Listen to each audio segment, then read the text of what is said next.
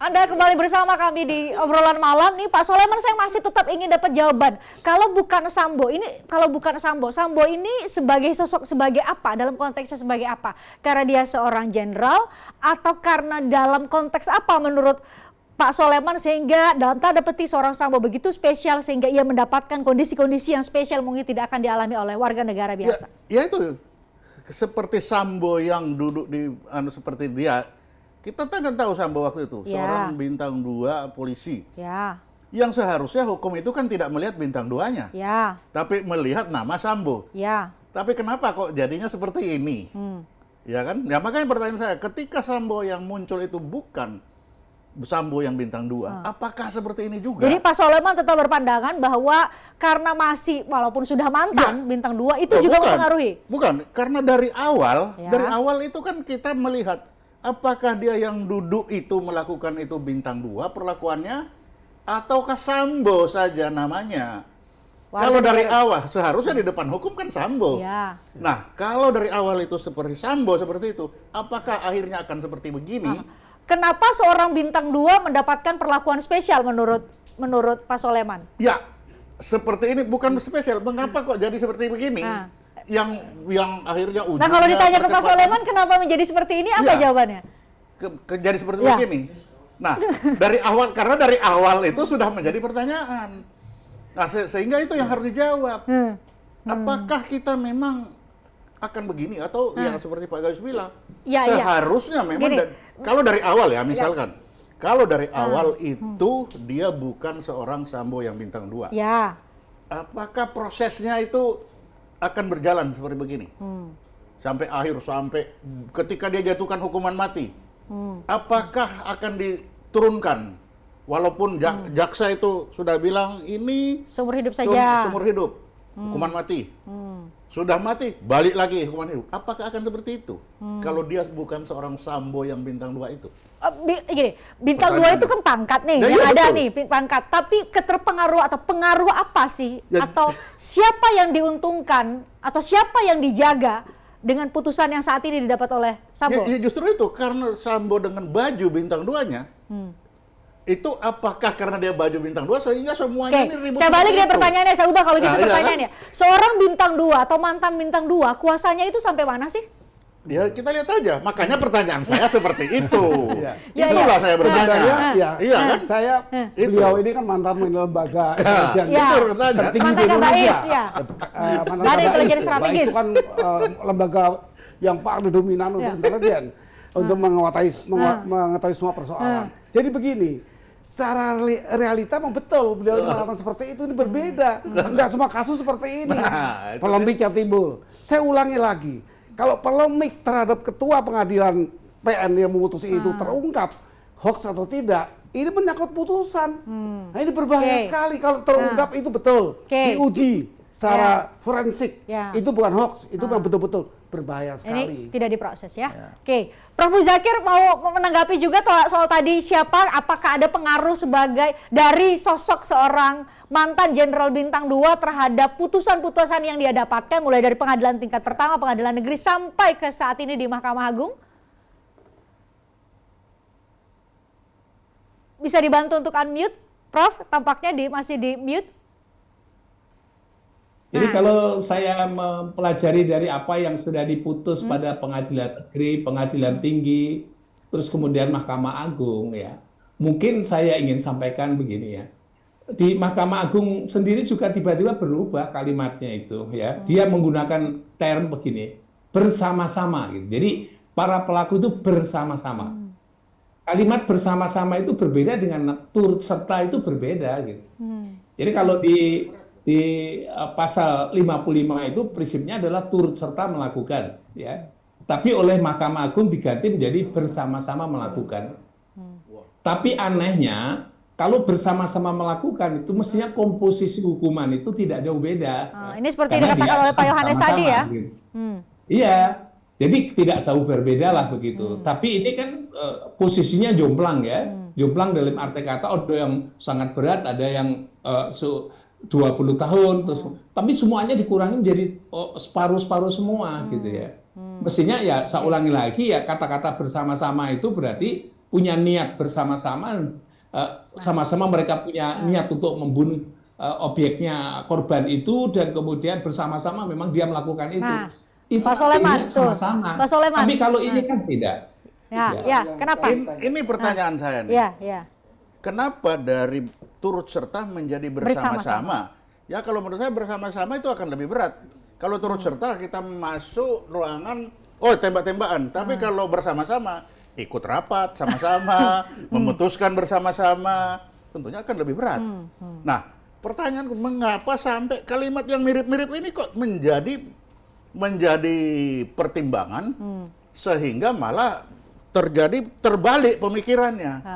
Apakah ini, pertanyaan lagi, kalau bukan Sambo, apakah ini akan dilakukan seperti itu? Itu pertanyaan lagi. Apa sih bisa dijelaskan, diuraikan Pak Yohanes? Tadi menyambung dari Prof. Muzakir begini. Memang ini kan kita udah tahu nih putusan kasasi yang sudah inkrah, ini pembunuhan berencana secara bersama-sama, ya, walaupun yang di tingkat bawah turut serta, ya. Pembunuhan berencana secara bersama-sama. Pembunuhan berencana diatur pasal 340. Bersama-sama berarti 1 atau 2 orang lebih melakukan bersama-sama, merencanakan sampai melakukan pelaksanaan tindakan pidana sampai eksekusi, selesai. Nah, kembali lagi 340 ini opsinya hanya 3. Mati seumur hidup 20 tahun. Nah, yang menjadi pertanyaan tadi, kok ada yang kenapa 10? ada 10, kenapa ada 8? Itu kan. Nah, ini semua karena apa? Mahkamah Agung itu sebetulnya belum membacakan putusan secara tuntas. Pertimbangan hukumnya kita masih dihadapkan pada lapangan yang liar. Kita untuk meraba-raba. Kok bisa ada vonis dulu baru pertimbangan? Justru itu pertimbangan hukumnya kita masih blank. Lebih cantik dan lebih indah, lebih elok kalau seandainya Mahkamah Agung itu membacakan putusan secara tuntas. Anatomi putusan itu ada kepala putusan, fakta, pertimbangan hukum yang kemudian amar. Ya. Pertimbangan hukum inilah yang akan kita cari. Tapi dengan melihat analisa kemarin amarnya, Amar Sambo melakukan pembunuhan berencana secara bersama-sama dan mengakibatkan sistem elektronik yang tidak bermanfaat. Putri juga sama, pembunuhan berencana secara bersama-sama. Ya. Tapi di luar dari kualifikasi pidana 20 menjadi 10, berarti kan ini di luar pasal 340. Sebentar ya, mengenai angka hukuman ini memang misteri bagi kami, karena memang di dalam hukum lagi kayak pertanyaan yang kita kenal hanya pasalnya. Angka itu kalau menurut saya itu hak subjektivitas hakim. Nah ini kita masyarakat menjadi bertanya-tanya. Kenapa? Parameternya apa? Hakim bisa menentukan angka ini yang kita tidak bisa tahu menahu. Kita tanya kepada mantan hakim agung, itu parameternya apa? Kecuali begini, kalau kita sudah membaca pertimbangan hukumnya, mungkin kita sedikit ada penghiburan. Oh ternyata ini dikurangkan 10 tahun seperti ini. Ini Prof. Ya, ini nanti Prof Prof bisa menjelaskan. Kenapa keluar putusan dulu? Itulah perlunya ada jenjang pemeriksaan di sebuah perkara, yaitu ada kasasi, ada PK. Apa syarat PK? Kalau hakim melakukan kesalahan yang nyata, tulisnya yang nyata, itu PK-nya di situ. Syarat-syarat ini ada yang novum tadi dia dijelaskan. Adanya hal yang belum dibahas atau dipertimbangkan. Bukti baru ya, bukti baru. Oke. Tadi pertanyaan Pak Yohanes adalah kenapa bisa keluar, apakah itu sangat lazim Prof, keluar vonis dulu, apa putusannya dibacakan dulu, sedangkan kemudian pertimbangan atau logika hukum untuk menggambarkan kenapa sehakim sampai ke vonis itu tuh belum disampaikan? Sangat lazim dan sangat logis. Kenapa? Karena extra vonis itu perlu disajikan kepada publik lebih dahulu. Baru setelah kami beredar kembali, para majelis memeriksa, oh ya sudah betul. Itu baru diterbitkan yang asli namanya. Nah itu hal yang wajar. Itu istilah hukumnya kan sistematis, membaca undang-undang. Betul, harus melalui dalam pertimbangan Prof, tapi tadi yang soal kualifikasi hukuman di pasal 340 yang hanya pidana mati, ini yang saya mau seumur jawab. hidup dan 20 tahun, kok ini yang saya mau jawab tadi. Kenapa? Oleh karena jenjang pengadilan itu ada. Apa hakim kasih nggak punya kesalahan? Bisa punya. Dia menyalahkan PN, dia pun perlu diperiksa juga. Kalau hakim agung, hakim yang memutus kasasi ini dianggap keliru, tapi kan sudah tidak ada sama sekali yang bisa melakukan peninjauan kembali selain Sambo, Prof. Konteks saat ini. Kalau masalah hak PK yang dimatikan dibilang itu tidak tahun ini saja. Udah berapa tahun PK MK kan tergantung permohonan. Besok kita mohon lagi diperiksa lagi. Jadi itu permohonan PK. Pak Yohanes ada nggak yang mau uji materi lagi? Beliau masih belum. PK itu sifatnya seperti itu. Pernah dengar perkara Joko Chandra? Ya. Dia tidak mau mentaati hukuman karena dia tahu MA melanggar aturan. Kenapa dibolehkan PK lagi? Tadi saya bebas menjadi kena 2 tahun. Saya lari, saya nggak mau itu. Tertangkap, kemudian harus mentaati apapun putusan pengadilan. Nah, pertimbangan dia adalah MK sudah melarang. Jadi artinya bukan tahun itu saja tadi. Sebelum pun ada MK memutus. Tapi MA memandang demi kepentingan umum, demi kepentingan yang lain, maka MA mengadili, dihukum, bukan bebas, dihukum 2 tahun. Ya. Itu artinya apa? PK terhadap PK pidana hanya boleh lebih dari 1 kali.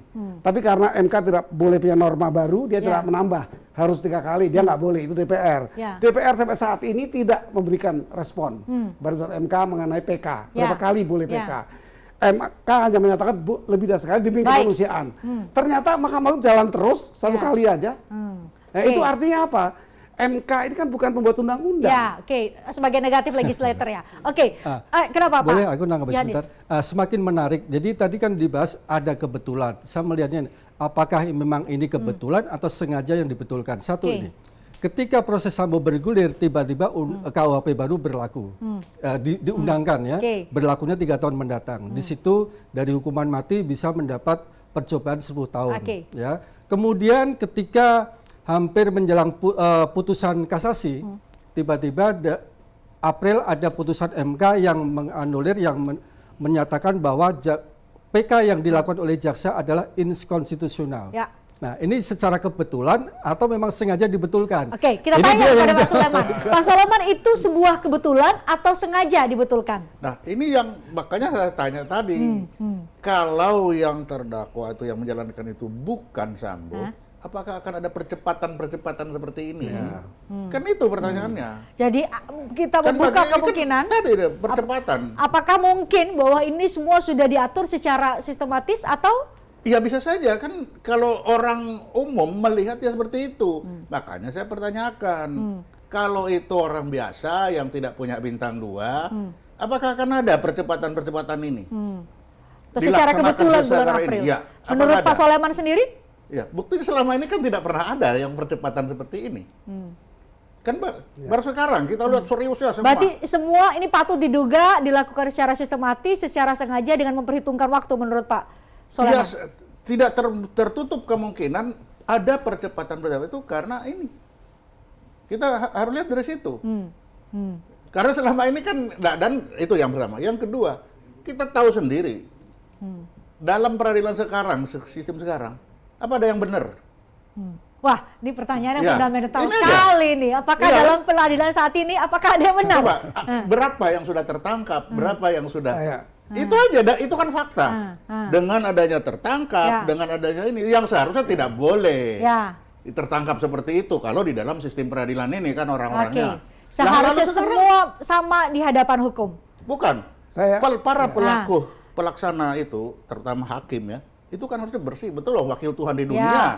Ternyata tidak jadi wakil Tuhan, itu terus gimana? Saya mengharapkan, singkat saja, Prof. Singkat saja. Saya mengharapkan sidang PK yang memang terakhir dari persidangan dan itu. Dan hanya dimiliki oleh Sambo ya? Hanya dimiliki oleh terpidana dan ahli warisnya. Dilakukan dengan maksimal hakim, 9. Karena pernah terjadi untuk Bulog. Bulog itu 9, sehingga mungkin netralitasnya lebih yang terjaga. Ini diharapkan bisa memberikan putusan kalau memang upaya hukum lanjutan itu bisa digunakan oleh terpidana atau ahli warisnya, bisa mewujudkan harapannya seperti Prof sampaikan tadi. Kita semua mendapatkan kemanfaatan. Pak Yohanes terima kasih, Pak Suleman terima kasih, Prof Gayus juga terima kasih, Prof Muzakir juga terima kasih. Ini menjadi perbincangan kita dan semoga bisa memperkaya diskusi atau diskursus di bidang hukum termasuk eksaminasi putusan seperti ini. Terima kasih Anda sudah menyaksikan obrolan malam. Saya Christian Grich.